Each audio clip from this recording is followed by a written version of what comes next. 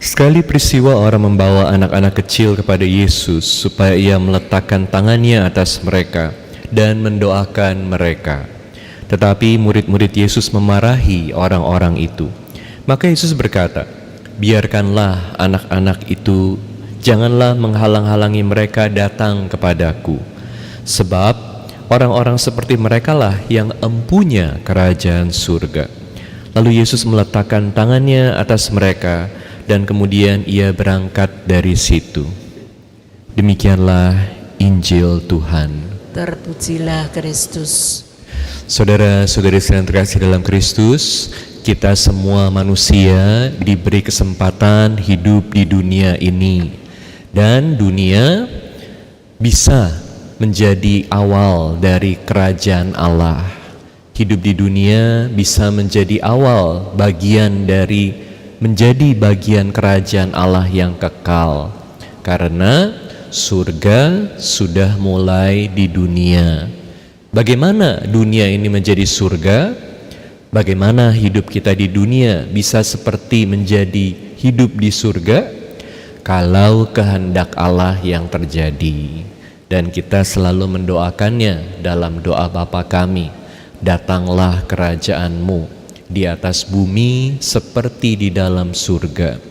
Jadi kalau kita hidup dengan menjalankan kehendak Tuhan, hidup di dunia sudah seperti di surga.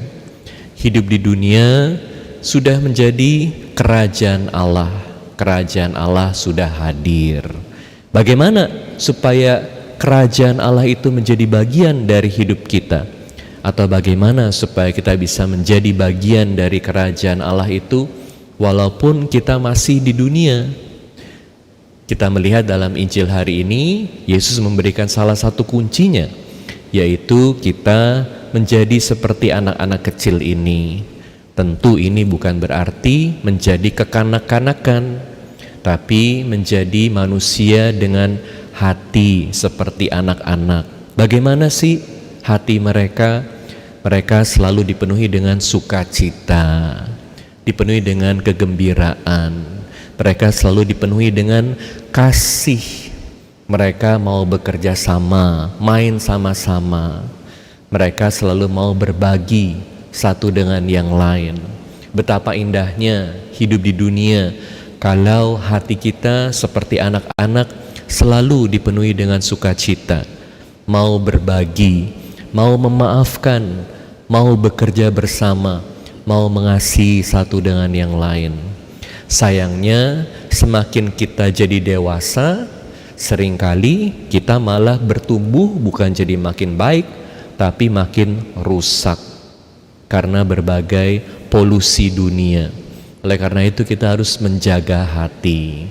Dunia penuh dengan berbagai keterbatasan. Seringkali kita mau dapat lebih, tapi hanya dapat sedikit. Tapi kalau kita mau berbagi dengan kasih, saya yakin hidup jadi lebih indah. Semalam saya bawa es krim dan beberapa kue buat para frater, tetapi nggak cukup buat semua. Saya minta maaf, puji Tuhan jawabannya, nggak apa-apa Romo, kita bersyukur karena kita bisa berbagi walaupun sedikit. Sharing is caring, caring is sharing. Betapa indahnya dunia kalau kita semua selalu mau berbagi, bekerja sama satu dengan yang lain.